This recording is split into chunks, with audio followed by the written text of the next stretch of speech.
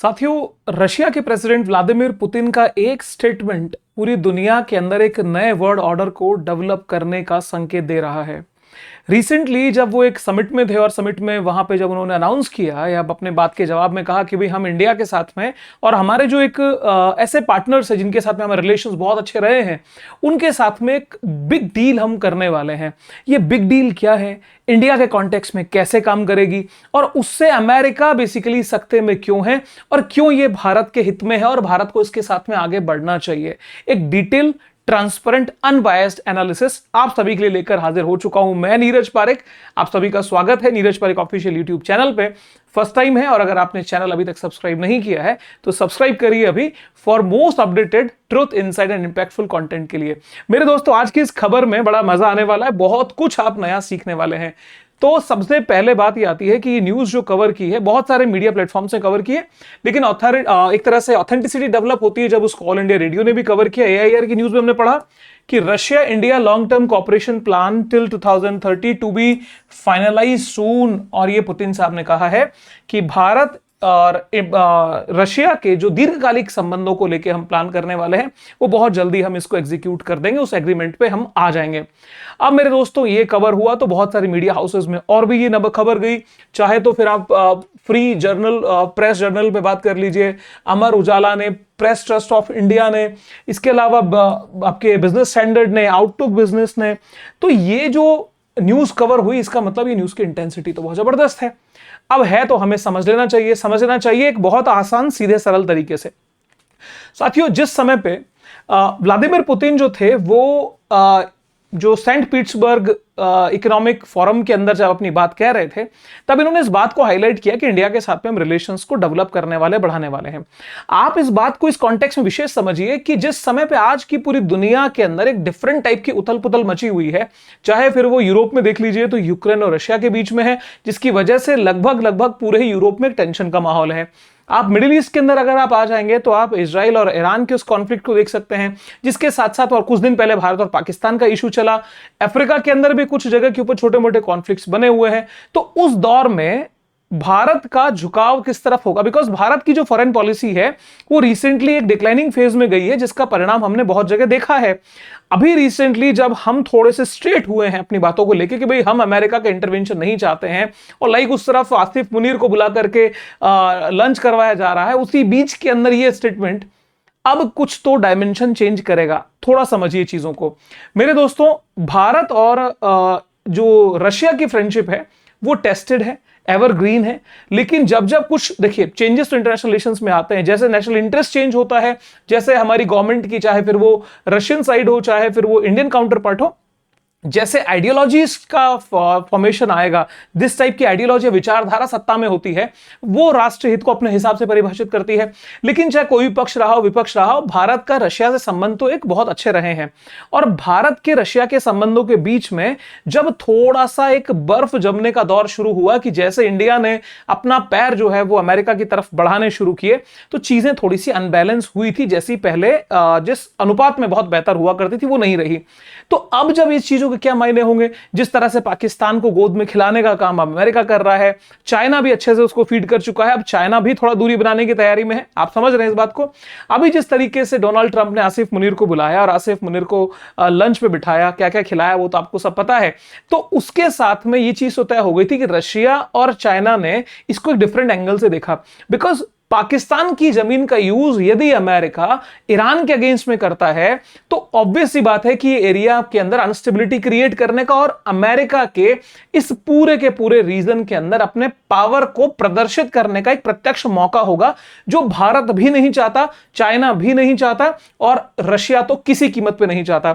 अब यहां पे फंस तो पाकिस्तान जा रहा है, बिकॉज नारे लगाए जा रहे हैं डोनाल्ड ट्रंप को शांति का नोबेल दे दो, उन्होंने इंडिया पाकिस्तान की सुलह कराई है, उसके लिए उन्होंने नाम भी भेज दिया है। उधर डोनाल्ड ट्रंप खुद कितनी बार बोल चुके हैं कि यार देखो मैंने भी रिसेंटली अफ्रीका के अंदर भी शांति करा दी है, कांगो के और उसके बीच में, तो मुझे शांति का नोबेल दे दो। तो ये एक इस डिमांड के बीच में इंडिया का बड़ा ही कठोरता से बोल देना कि नहीं जी हम किसी की मीडिएशन को स्वीकार नहीं करते, और पाकिस्तान का इनकी गोद में उछलना तो बेचारा क्वेश्चन मार्क तो यहां लग चुका है, बिकॉज अभी लग तो ऐसा रहा है कि यहां पे तो एक डिक्टेटर गवर्नमेंट आ चुकी है ऑलमोस्ट, बिकॉज वहां पे प्राइम मिनिस्टर का नहीं होकर के इनका होना बहुत कुछ दर्शा रहा है। अब मेरे दोस्तों क्या होता है, रशिया के जो फॉरेन मिनिस्टर हैं उन्होंने कुछ दिन पहले एक बात बोली थी कि भाई हम आरआईसी को, रशिया इंडिया चाइना का जो एक ट्रॉइका है, ये जो एक त्रिकोण है, इसको फिर से हम मजबूत करेंगे, फिर से हम रिवाइव करेंगे। और ये बात हमने इस वीडियो में बहुत अच्छे से कवर किया, वीडियो को देख सकते हैं। तो वहां से ये बात जब चलती चलती आई और अब एक नए स्टेप के अंदर जब ये कूदे, तो इस चीज ने अंकल को थोड़ा सा परेशान किया। अंकल इस बात को लेकर के चिंता में है कि यार अगर ये सब हो गया तो ये जो इंडो पैसिफिक का रीजन है, जहां पे मैं अपने क्वाड को लेकर के खड़ा हूं, क्वाड्रिलेटरल सिक्योरिटी डायलॉग में क्वाड को लेकर के मैं मौजूद हूं, तो इस एरिया में मेरी पकड़ तो हो जाएगी कमजोर। क्योंकि रशिया और इंडिया यदि मजबूती के साथ में आगे बढ़े तो ऑब्वियस सी बात है कि रशिया और इंडिया जब बढ़ेंगे तो इंडिया और चाइना की रिलेशंस में भी नॉर्मलिटी आएगी। तो अब उसका बैलेंस अमेरिका कैसे करेगा? वो बैलेंस या तो इंडिया को बहुत हद तक अपने लेने की कोशिश करेगा अपने पक्ष में, या तो वो पाकिस्तान के और उसको कुछ हद तक सपोर्ट मिलेगा। लेकिन पाकिस्तान भी फंसा पड़ा है, वो जिस तरीके से उसके आइडियोलॉजी है उसके हिसाब से वो ईरान के खिलाफ जाएगा नहीं। अगर वो जाता है तो चाइना और रशिया के साथ के अंदर उसके रिलेशंस बिगड़ने तय हैं। और रशिया के जिस हद तक की गुलामी के अंदर वो फंसा हुआ है, जिस तरह के उधार में फंसा हुआ है, अगर वो उससे निकलने की उम्मीद कर रहा है, देखो धर्म का एंगल तो छोड़ देना चाहिए। बहुत सारे लोग हैं कि सर आपकी वीडियोस में आप ईरान के फेवर में लगता है बोलते हैं, भैया हम शांति के फेवर में बोलते हैं, पीस के फेवर में बोलते हैं। गलत यहां इसराइल कर रहा है तो इसराइल को गलत बोलने में डर कैसा? दूसरी चीज बोलते हैं कि भाई जिनको 56 इस्लामिक मुल्क हैं तो फिर उनको परमाणु बम की क्या जरूरत है? आपने कल परसों देखा, पहले भी हमने एक वीडियो में बताया था किस तरीके से वीडियो देखना कि जॉर्डन जो है वो जॉर्डन सपोर्ट कर रहा है इजराइल को। ठीक है, जॉर्डन नहीं खड़ा है, साथ में मुस्लिम मुल्क है ना। इराक जो है, इराक की और सीरिया की पोजीशन क्या छोड़ी अमेरिका ने, वो भी आपको पता है। तीसरी चीज, अभी यूएई ने एक अपना विमान भेजा है, अगर मैं गलत नहीं कह रहा हूं तो, और वहां पे मेडिकल एड भेजी है, कहां पे? इजराइल के अंदर। तो वो क्या है सर? तो वो धर्म वाले एंगल से अगर आप देखोगे तो फिर बस पूरी जिंदगी में यही चाकी पीसते रह जाओगे, मिलना कुछ नहीं है। तो यहां पे सर अभी इस रीजन के अंदर अंकल को चाहिए कि भाई हमारी मजबूती बरकरार रहे। तो इस रीजन में अगर रशिया का, चाइना का, इंडिया का ट्रॉइका डेवलप हो रहा है तो सर वो टेंशन की बात है ही। तो इस त्रिकोण को वो डेवलप होने से उनके पेट में तकलीफ होनी तय है। अब जबकि क्वाड बना हुआ है, भारत क्वाड का हिस्सा है, इसमें तो कोई शक ही नहीं है। क्वाड में जिस तरीके से चाइना को काउंटर करने का मेजर यही पार्ट है। सेकंड ऑब्जेक्ट है कि रशिया का इस इंडो पैसिफिक में इंफ्लुएंस को कम किया जाए, क्योंकि इंडिया की और रशिया की जो फ्रेंडशिप है वो तो एक बहुत लॉन्ग टाइम टेस्टेड रही है। उसको अगर ये कमजोर करते हैं क्वाड के बेसिस पे तो ये भारत के लिए कोई बहुत अच्छे संकेत नहीं है। क्योंकि जो आज यहां पे दुनिया के अंदर हो रहा है वो कभी अमेरिका के, अगर उसी हम बहुत ज्यादा संरक्षण में जाने की कोशिश करेंगे या उसको मानेंगे कि भाई यही हमारे, क्योंकि हम बहुत भावुक देश है ना, तो हमें लगता है भाई यही परफेक्ट है, तो कोई दिन वो छुरा हमारे पीठ पे ऐसा घोपेगा कि हम याद रखेंगे। और ऐसा ये पहले हमारे साथ में कर चुका है। अब मेरे दोस्तों बात आती है इस फ्रेंडशिप को रिवाइव करने की। तो यहां पे दो एंगल से देखिएगा, एक है रशिया, एक है चाइना। तो रशिया के साथ में तो हम एकदम खुले मन से भी जा सकते हैं, रशिया के साथ में हमें कोई एक, जिसको कहते हैं ना कि मन के अंदर थोड़ा सा डर या शक शुबा नहीं है। लेकिन चाइना के साथ में है तो चाइना के साथ में एक बैलेंस अप्रोच बना करके आगे बढ़ना चाहिए। अपने राष्ट्रीय हित कॉम्प्रोमाइज नहीं हो, अपनी सॉवरेनिटी इंटीग्रिटी कॉम्प्रोमाइज नहीं हो, और सामने वाले के साथ में फिर एक बेहतर रिलेशन बनाने की कोशिश हमें करनी चाहिए। वो डिप्लोमेटिक चैनल से पॉसिबल है, वॉर से यहां कुछ पॉसिबल नहीं है। अब मेरे दोस्तों, यूएन में जिस तरीके से चाइना, रशिया हमारे साथ में खड़ा रहा, वो चीज तो आप लोगों को पता ही है। चाहे फिर वो 71 रहा हो, चाहे फिर वो कश्मीर का रिजोल्यूशन रहा हो, वो हमेशा भारत के साथ में रहा है। जबकि अमेरिका उस हर मुद्दे पे नेगेटिव हमारे साथ गया था। 62 का एक एक्सेप्शन है जो कि एक अपवाद स्वरूप देखा जा सकता है। लेकिन अब अगर इंडिया और रशिया फिर से नजदीक आते हैं तो ये जो नया एक भी अनाउंसमेंट किया है कि 2030 तक हम जो है वो कुछ बड़े स्टेप ले लेंगे, तो उनका क्या इंपैक्ट होने वाला है और वो कैसे प्रभावित करेंगे। अब पॉइंट टू पॉइंट चीजों को थोड़ा ध्यान से समझिए मेरे दोस्तों। रिसेंटली जब वो SIPEF यानी Saint Petersburg International Economic Forum के अंदर व्लादिमीर पुतिन ने घोषणा की कि इंडिया के साथ 2030 तक हम दीर्घकालिक आर्थिक सहयोग यानी लॉन्ग टर्म इकोनॉमिक कॉपरेशन को अंतिम रूप दे देंगे 2030 तक। तो यहां पे इसको किस एंगल से देखा जाना चाहिए? क्या ये सिंपल पार्टनरशिप है? नहीं सर, ये एक न्यू वर्ल्ड ऑर्डर को क्रिएट करने वाली बात है। भले ही व्लादिमीर पुतिन ने इस बात को डिनाई किया कि भाई हम कोई न्यू वर्ल्ड ऑर्डर नहीं बना रहे हैं, तो मुस्कुराहट भरा जवाब था। तो मुस्कुराहट के पीछे की बात को समझ जाइए कि नहीं नहीं नहीं, कौन सा न्यू वर्ल्ड ऑर्डर? नहीं, हम कोई न्यू वर्ल्ड ऑर्डर नहीं बना रहे हैं। ये नई व्यवस्था बन रही है। बिकॉज जिस तरीके से यूनिपोलर वर्ल्ड क्रिएट करने की कोशिश यूएसए कर रहा है, उसको काउंटर करना जरूरी है। और ये उसी विश्व व्यवस्था का निर्माण करेगा जहां पे मल्टी पावर ब्लॉक्स बनेंगे। स्पेशली रशिया के कॉन्टेक्स्ट में जाकर के हम एक डिफरेंट ब्लॉक का हिस्सा, या दुनिया के अंदर डिफरेंट ब्लॉक बनेगा। अब मेरे दोस्तों, यहां पे क्या हुआ कि किस किस रीजन में हम क्या क्या यहां पे सहयोग होंगे और किन की प्लानिंग यहां पे इंडिया और रशिया ने की है, उसको थोड़ा समझिए। देखिए, इकोनॉमिक सेक्टर में पार्टिसिपेशन है, करेंसी सिस्टम है, ऊर्जा समझौते हैं, न्यूक्लियर सहयोग है। पॉइंट टू पॉइंट सब पे बात करेंगे, ब्रीफ में है, एक बार आप समझ लो। मेरे दोस्तों, अगर आप इकोनॉमिक कॉपरेशन को देखो तो आप ये चीज अच्छे से जानते हो कि भारत का रशिया से जो व्यापार है उसमें जो पेट्रोलियम का इंपोर्ट इंडिया करता है, because we are the third largest importer of the crude oil, तीसरे सबसे बड़े आयातक हम यहां पे हैं। सबसे बड़ा है अमेरिका, दूसरा है चाइना और तीसरा है India. If I am not wrong, अगर मेरे मुंह से कोई फैक्ट इन केस गलत भी हो तो आप मुझे करेक्ट कर सकते हैं, ठीक है। वो स्पेस हमेशा बरकरार है और सबके साथ है। तो इंडिया जो है वो अपना ऑलमोस्ट 35% से ज्यादा पेट्रोलियम क्रूड ऑयल जो है रशिया से इंपोर्ट कर रहा है। आपको पता होगा यूक्रेन वॉर के चक्कर में यूरोप ने और यूएसए ने, वेस्ट ने बहुत सारे सैंक्शंस यानी प्रतिबंध रशिया पे लगाए हुए हैं। तो हमें दो लाभ हैं। एक तो लाभ यह है कि हमारा फॉरएवर फ्रेंड है, चलो उसके साथ में हम इकोनॉमिक कॉपरेशन में है। दूसरी चीज, हमने उसके साथ जो पेट्रोलियम लिया है वो काफी अच्छे प्राइस पे, सस्ती कीमत पे हमें मिला है, तो वो भी एक भारत के लिए इकोनॉमिक बेनिफिट है। तो वो हम लगातार कर रहे हैं और चीन से ज्यादा हम उसके साथ में ये चीज की डीलिंग हमारी है। दूसरी चीज, currency system. Currency system sir, ये इसको मैंने थोड़ा स्काई ब्लू कलर में हाईलाइट किया, उसको मैं आगे एक्सप्लेन करूंगा, ठीक है। मेरी समझ के लिए मैंने इसको हाईलाइट कर दिया। आप ये बात अच्छे से जानिए कि जो मैंने एक वीडियो यहां पे बनाया था आखिर के अंदर, ये जो ईरान जो है, क्या ये अगला इराक हो सकता है, ये करके एक वीडियो आप देख रहे हैं यहां पे। अब मेरे दोस्तों, जब ये बात मैंने बोली तो मैंने इसमें एक बात को प्रूव किया है, आप लोगों ने इसको देखा होगा, नहीं देखा तो देख लीजिएगा, कि अमेरिका की पॉलिसी के अंदर डॉलर की सुप्रीमेसी बहुत बड़ा उसका टारगेट होता है। 1970s में सऊदी अरब के साथ में एक एग्रीमेंट हुआ था कि भाई आप जो पेट्रोलियम, जो ओपेक नेशंस जो पेट्रोलियम की डील करेंगे वो एक सिंगल करेंसी फॉलो करेंगे, वो होगी यूएसडी, ठीक है, अमेरिकन डॉलर। अमेरिकन डॉलर को आप करिए, यूज लीजिए, जिससे कि हमें पावर मिले, और दूसरी चीज उसके बदले में आपको हम सिक्योरिटी प्रोवाइड करेंगे, आपको कोई टेंशन लेने नहीं देंगे। अब जब ये काम तो चलता रहा, लेकिन जब सद्दाम हुसैन ने, जो कि इराक के उस समय सिटिंग प्रेसिडेंट थे, उन्होंने इस बात को कहा कि नहीं जी, हम तो यूरो में डील करने वाले हैं। अब यूरो में डील करने की बात थी और उसका फिर पूरा बवंडर क्रिएट किया गया। उद्देश्य था डॉलर को स्टैब्लिश करना, या डॉलर की जो कंडीशन है, जो उसकी पोजीशन, उसको मेंटेन करना। लेकिन फिर एक कहानी रची गई, पर्दा उठा और नाटक नया चला। IMD, क्या sir, sorry, WMD, weapon of mass destruction, not IMD, weapon of mass destruction, कि दुनिया की मानवता को तबाह करने वाला सा हथियार इसके पास में है। और अल्टीमेटली फिर उसको बाद में क्या हुआ, डील करके अभी भी पेट्रोलियम खरीद रहा है ना इराक से, और किसमें, USD के अंदर। गद्दाफी के साथ में क्या हुआ था, लीबिया के अंदर वो गोल्डन दिनार डेवलप कर रहा था, अफ्रीकन की करेंसी बना रहा था, डॉलर को चैलेंज हुआ तो खेल खत्म कर दिया। तो अब यहां पे जब रुपए और रूबल के, यानी जब एक्सचेंज ऑफ जो करेंसी है, हम जिसमें ट्रेड करेंगे, वो डॉलर छूटेगा, तो सर अमेरिका यहां पे परेशान होगा, और अच्छे तरीके से होगा। इसके बारे में आगे मैं बात करने वाला हूं, कैसे हम स्विफ्ट जो एक सिस्टम है, SWIFT एक सिस्टम है, उसको छोड़ करके हम रशियन सिस्टम पे जाएंगे, वो देखो कैसे। दूसरी चीज, एनर्जी के ऊपर। एनर्जी के ऊपर सर बात यह है कि रशियन ऑयल कंपनीज भी इंडिया के साथ में टाई अप कर रही है, और जैसा कि रिसेंटली अपने अंडमान सी के अंदर हमारे पेट्रोलियम के बहुत बड़े रिजर्व मिला है, उसके अंदर उसके एक्सप्लोरेशन को लेकर के रशिया और इंडिया साथ मूव कर सकते हैं। तीसरी, न्यूक्लियर को लेकर के आपको पता ही है कि न्यूक्लियर में बहुत बड़ा सहयोग कुडनकुलम से आपको पता है, तो वो रशिया का रहा है। रशिया अब रिसेंटली प्लानिंग में यह है कि इंडिया को SMR वो देगा। SMR क्या होता है सर, स्मॉल मॉड्यूलर रिएक्टर होते हैं, छोटे आकार के परमाणु रिएक्टर होते हैं, जो क्लीन एनर्जी जनरेट करने का काम करते हैं। वो भारत के लिए बहुत जरूरी है, और एक एडिशनल रिएक्टर कुडनकुलम में भी प्रस्तावित यहां पे हुआ है। अब मेरे दोस्तों, जब ये रूबल और रुपी का एक्सचेंज होगा, ये चीज अमेरिका की जो एक तरह से अमेरिका उसको अपनी हेजेमनी के रूप में देखता है कि डॉलर का जो स्टैब्लिशमेंट है, डॉलर की जो पोजीशन है, वो कमजोर किसी कीमत पे नहीं होनी चाहिए।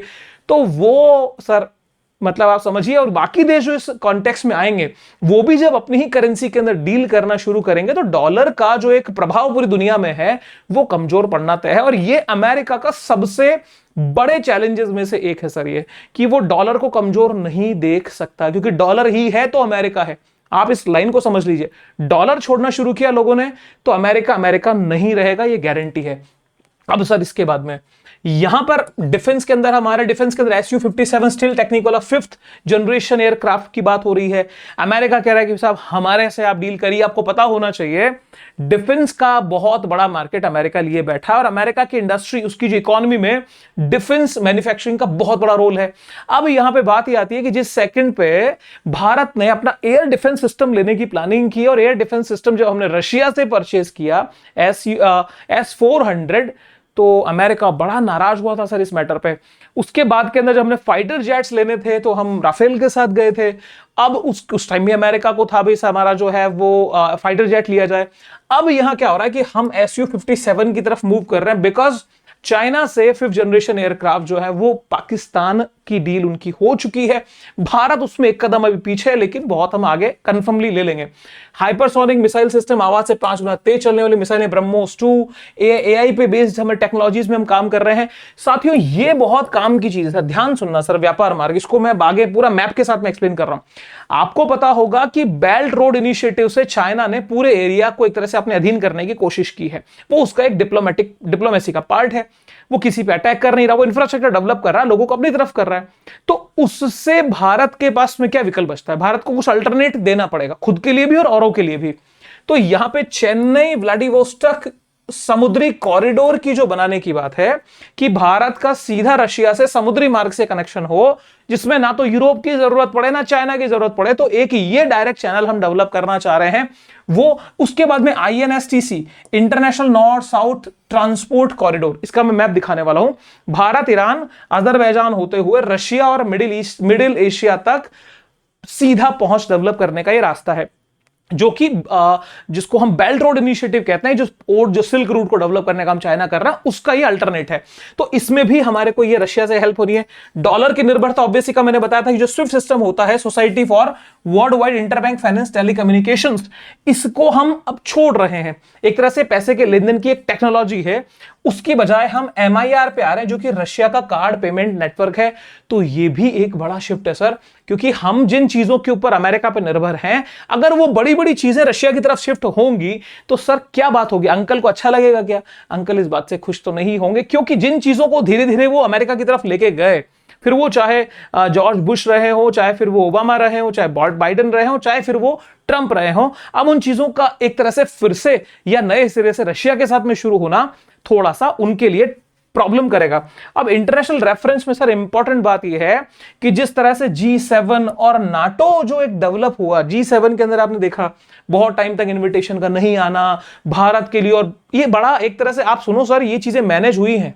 अगर इनविटेशन आना होता तो बहुत फास्ट आ चुका होता है। अब ये मैनेज हुई है, मैं कैसे कह रहा हूं मैनेज हुई है, ऐसे इसलिए क्योंकि जब आपने न्यूज पढ़ी होगी, मैं तो सर किसी का क्रिटिक नहीं कर रहा इस तरह से, पॉइंट यह है जिस समय आपने न्यूज पढ़ी होगी तब आपने सुना होगा कि भारतीय विदेश अधिकारियों का ये डिफॉल्टर है, वो विपक्ष ने इसकी आलोचना इस ढंग से की थी। तो इसका मतलब जो विदेश अधिकारी होते हैं, जो फॉरेन ऑफिसर्स हमारे विदेशों में पोस्टेड हैं, वो नेगोशिएशन में या अपने लिंक बनाने में वो कई मध्यस्थता की भूमिका निभाते हैं।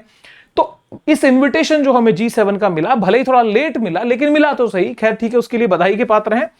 अब डील जो हुई है G7 और नाटो को, ये जो हम है उसको क्या हम एक तरह से उसके वर्चस्व को बैलेंस करने का ये काम करेगा। क्यों?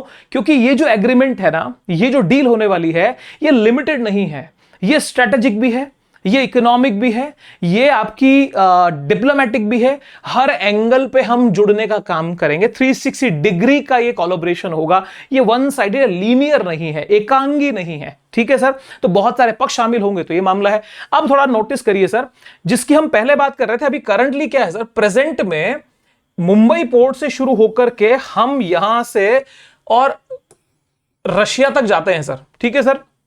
कहां से? Port of Saint Petersburg Russia तक यहां पे अप्रोच होती है। ये रास्ता है समुद्र वाला, इसमें हमारे को यूरोप की हेल्प होती है सर, यूरोप की मदद लेनी होती है। यूरोप का बिना यहां निकलना पॉसिबल, अगर सपोज कर नाटो रीजन या नाटो कंट्रीज की प्रॉब्लम क्रिएट करें तो ये रास्ते तक हम अप्रोच नहीं कर पाएंगे। दूसरा, हमारे पास में अगर हम वैसे जाएं लैंड बाय तो चाइना बीच में पड़ेगा, लेकिन अगर एक रास्ता चेन्नई से अगर हम सेंट पीटर्सबर्ग की बजाय हम व्लादिवोस्टॉक तक हो जाएं, व्लादिवोस्टॉक तो व्लादिवोस्टॉक आखिरी हिस्सा है सर ये। और जो व्लादिवोस्टॉक है, आपने सुना होगा ट्रांस साइबेरियन एक रेल मार्ग कभी सुना है, तो व्लादिवोस्टॉक पे तो आकर के वो टर्मिनेट होती है वो ट्रेन। तो ये व्लादिवोस्टॉक बेसिकली एक ऐसी जगह है जिसके बिल्कुल बहुत नजदीक में चाइना है, रशिया में जगह आती है, कोरियन इन्फ्लुएंस भी है, ये एक ट्राई जंक्शन जैसी जगह है रशिया के अंदर। तो ये हम इसको अप्रोच कर रहे हैं, इसको डेवलप करने की कोशिश कर रहे हैं जिससे कि चाइना पे और यूरोप के ऊपर हमारी निर्भरता घटे, ये भी इसका एक हिस्सा है। दूसरी चीज जिसकी हम अभी बात कर रहे थे, नॉर्थ साउथ ट्रांसपोर्ट कॉरिडोर, अभी करंटली जो रास्ता है वो तो आपको पता ही है, वो ये है। लेकिन अभी हम क्या चाह रहे हैं कि ईरान से अजरबैजान होते हुए रशिया में एंट्री लें, तो एक तरह से रशिया तक हमारी ये सीधी एंट्री हो जाए। अब आप जब रशिया के इस पूरे प्रोजेक्ट में चलना चाह रहे हो, ईरान को आप सपोर्ट करना नहीं चाहते ओपनली, इंडियन गवर्नमेंट को कम से कम सोचना चाहिए कि ईरान आपके साथ में, जब ये कुछ लोग देखो धर्म के एंगल से देखोगे तो आप बर्बाद हो, धर्म के एंगल से देखना तो मूर्खता है। ईरान के कौन से मुस्लिम ऐसा देश आपको नजर आया जो ईरान के साथ आके खड़ा हो गया? सऊदी अरब आया, यूएई आया, किसी ने काउंटर अटैक किया ईरान के फेवर में इजराइल के ऊपर? पाकिस्तान जो बोल रहा था, जो नारे इन्होंने थैंक यू के बातें बोल दी कि साहब न्यूक्लियर सपोर्ट हमें देगा, वो मना कर दिया वहां के डिफेंस मिनिस्टर ने कि साहब ये हमारे लिए, हमारे बच्चों को बचाएंगे इंडिया से। ठीक है, कौन सपोर्ट किया? रशिया। इंडिया के और ईरान के रिलेशंस ठीक होने बहुत जरूरी हैं, बिकॉज यहां से हमको चाबहार पोर्ट से अफगानिस्तान से लेकर के पूरे सेंट्रल एशिया, इवन यूरोप तक का जो रास्ता देता है, वो चाबहार पोर्ट पे हमारी उपस्थिति होना बहुत जरूरी है। बिकॉज ग्वादर के ऊपर, पाकिस्तान के इस ग्वादर पोर्ट पे चाइना बैठा हुआ है, तो इंडियन गवर्नमेंट को समझ करके मानना पड़ेगा और ईरान के सपोर्ट में आना पड़ेगा। ईरान यहां पे स्ट्रेटेजिकली इंडिया के लिए बहुत इंपॉर्टेंट है। तो सर ये वो रास्ता जिसके लिए हम प्रयास कर रहे हैं, वो भी इसी मतलब रोड का इसी पूरे मार्ग का या इस पूरे प्रोजेक्ट का हिस्सा है। आप अगर एनर्जी सिक्योरिटी पे देखो तो सस्ते दाम पे पेट्रोल ले ही रहे हैं। थोड़ा सा एक्सप्लेन कर देते हैं। Organization of the petroleum exporting countries, जो कि ओपेक कंट्रीज है, जो गल्फ कंट्रीज जो है, जो मेनली तेल में डील करते हैं, उन पे निर्भरता जो है वो हमारी कम करेगा, इसमें कोई डाउट नहीं है। रिफाइनरीज लगेंगी, एलएनजी टर्मिनल है, लिक्विफाइड नेचुरल गैस वाली है, तरल प्राकृतिक गैस के वितरण केंद्र हैं।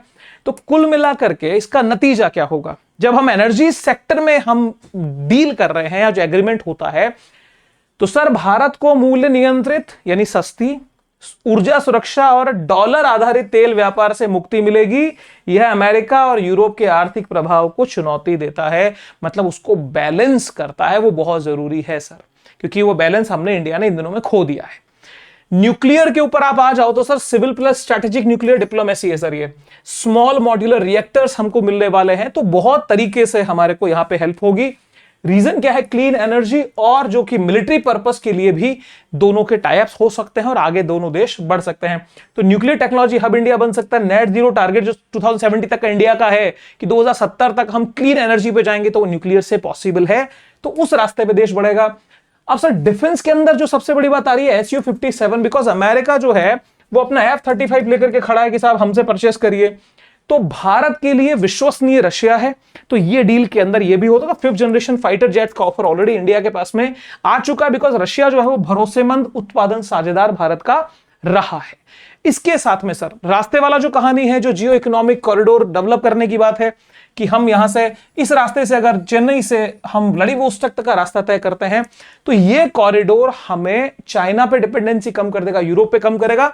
और दूसरी बात, ये जो एक रास्ता हम यहां से अगर लेते हैं रशिया तक पहुंचने का, तो इसमें ईरान की हमें हेल्प चाहिए। तो ऑब्वियस सी बात है कि एक एरिया के अंदर एक जियोपॉलिटिकल बैलेंस बनाने का काम यहां पे जरूर से होगा। अब भारत को चाहिए कि धीरे धीरे करके, जो एक तरह से देखो कोई भी सरकार ना अपने देश की बेहतरी के लिए कदम बढ़ाती है, तो वो टेस्ट वहां हो चुका है, मालूम है कि भाई अब हमारे अनुकूल नहीं है। अगर फिर भी आपको अगर लगता है कि भाई कुछ है, तब तो देखो हम कुछ कर नहीं सकते, हम बहुत छोटे लोग हैं।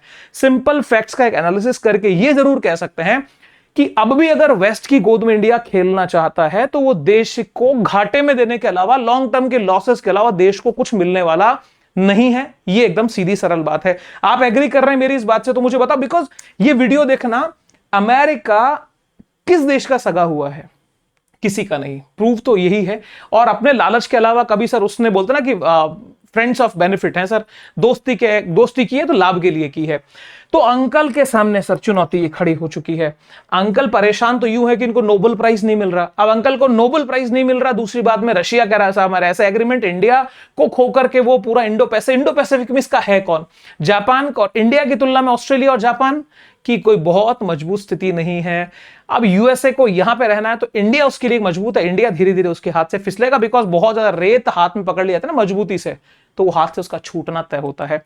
अब मेरे दोस्तों, अमेरिका की टेंशन क्या क्या है?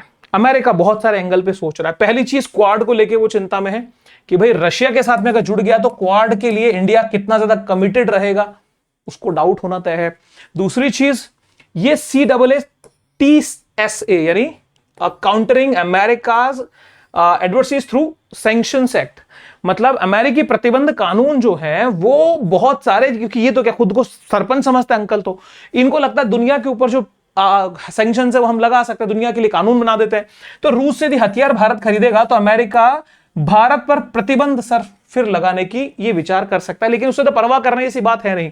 प्रतिबंध ये लगाएगा, आप उसको बहुत ज्यादा काउंटर या उसके डरने की उससे जरूरत नहीं है, बिकॉज इसकी बहुत सारी मजबूरियां भारत के साथ में, वो इतना एग्रेसिव इंडिया के लिए किसी कीमत पे नहीं हो सकता। अगर होता भी है तो एक कहते ना कि अगर कुछ थोड़ा नुकसान करके अगर वास्तविकता का परिचय किसी का मिल जाए तो उसको परिचय को ले लेने में फायदा होता है, बिकॉज बार बार फिर धोखे से आप बच जाते हो। तीसरी चीज, डॉलर आधारित प्रभुता पे सर क्वेश्चन मार्क, ये तो हमने बोल ही दिया है सर, ये बहुत बड़ा चैलेंज है उसके लिए। और दूसरी चीज, पाकिस्तान को फिर से सहयोग F-16, उसके बाद में IMF पे सहायता देकर, और भी रिसेंटली खाना खिलाया, कम बड़ी बात है क्या, फ्री के अंदर लंच करा दिया। तो ये सर ये इनकी चिंता है। तो ए भाई साहब, शी जिनपिंग भी कोई कम टेंशन में थोड़े होंगे इस बात को देख करके। शी जिनपिंग भी चिंता में आएंगे, बिकॉज इंडिया को वो एक शक की निगाह से चीन देखता है और भारत की निगाह में चीन पे शक बरकरार होता है। तो यहां पे अब चाइना के लिए भी डाउटफुल है कि यार ये दोनों आगे बढ़ेंगे तो हमारा क्या होगा। क्यों? क्योंकि सबसे बड़ी बात है कि जो इंफ्रास्ट्रक्चर प्रोजेक्ट वो BRI यानी बॉर्डर रोड इंफ्रास्ट्रक्चर जो चलाता है, BRI बेल्ट रोड इनिशिएटिव, माफ कीजिएगा, तो ये बेल्ट एंड रोड इनिशिएटिव जो चला हुआ है, इसका अगर काउंटर हम निकाल रहे हैं तो सर ये सोचने वाली बात है। और इसलिए भारत और रशिया का साथ आना बहुत जरूरी हो जाता है। मध्य एशिया के अंदर और रूस की पकड़ इस पे कमजोर हो सकती है। क्यों? क्योंकि चाइना ये चाहता है, क्योंकि चाइना जिस तरीके से अभी भारत का जैसे जैसे शिफ्टिंग US की तरफ हुई, वैसे वैसे चाइना और रशिया की जो रिलेशन है बहुत मजबूत हो गए। आज के टाइम में रशिया की बहुत बड़ी डिपेंडेंसी क्रिएट हो चुकी है सर चाइना के ऊपर। चाइना बहुत बड़ा उसका व्यापार का साझेदार बन चुका है। तो हमें उन चीजों को वापस पाना है तो अपने रिलेशंस को ठीक रशिया से करना होगा। अब यहां पे देखो सर, एनर्जी के सेक्टर के ऊपर भारत के लिए लाभ और ये सब आप एक बार स्क्रीनशॉट चाहो तो ले लो, मैंने इनको वन साइड शॉट कर दिया है, वही सब चीजें जो मैंने आपको पहले इसमें बताई हैं। अब मेरे दोस्तों, अंतिम बात क्या है, फाइनल वर्डिक्ट पे आते हैं कि ये न्यू वर्ल्ड ऑर्डर की नींव है सर, और भारत की स्ट्रेटेजिक ऑटोनॉमी, आर्थिक प्रभुता और भू राजनीतिक सशक्तिकरण की ओर यह बढ़ा हुआ कदम है, और इसको भारत को बहुत पॉजिटिवली लेना चाहिए। और अंकल से थोड़ा सा, जिसको बोलते हैं ना कि दूर से नमस्कार, है ना, हमारा तनाव तो किसी देश से है ही नहीं, लेकिन फिर जिनके साथ में मैचिंग शुरू से रही है, जिनके साथ में प्रूव्ड जो रिलेशंस रहे, उनके साथ में ही आगे बढ़कर के हमें हमारी जियोपॉलिटिकल स्ट्रेंथ को और मजबूत करना चाहिए। तो आप क्या कहते हैं सर इस बात पे? अंकल से दूर जाने में फायदा है, बिकॉज ये तो किसी के सगे हुए नहीं, तो इनकी अब लिफ्ट बंद करने का टाइम हो चुका है। इनको बाय बाय कहिए, भारत को रशिया के साथ में आकर के आगे बढ़ना चाहिए। और रशिया ने जो ऐलान किया है कि हमारे साथ बड़ी डील होगी, उस डील को पॉजिटिवली लेके आगे हम चलें तो देश का भला इसमें होता हुआ मुझे तो समझ में आता है। आप क्या कहते हैं सर? आपको क्या लगता है, अंकल ठीक है या रशिया ठीक है? कमेंट बॉक्स ओपन है, कमेंट बॉक्स में कमेंट जरूर करिएगा। और हाँ, आपका एक सब्सक्राइब करना, एक शेयर करना, हमारे वीडियोस को लोगों तक पहुंचाना हमारे को बहुत बड़ा सहयोग करता है, बिकॉज क्योंकि हम जब बात ट्रुथ, इंसाइट और इंपैक्ट की करते हैं तब सहयोग की अपेक्षा होती है, बिकॉज हम यहां पे किसी की चापलूसी नहीं करते, हम किसी को यहां पे भद्दे तरीके से गालियां नहीं देते, हम किसी का वन साइडेड, जिसको बोलते ना कि व्यूज के लिए झूठे प्रोपेगेंडा नहीं करते, सीधी सच्ची और सरल बात करते हैं।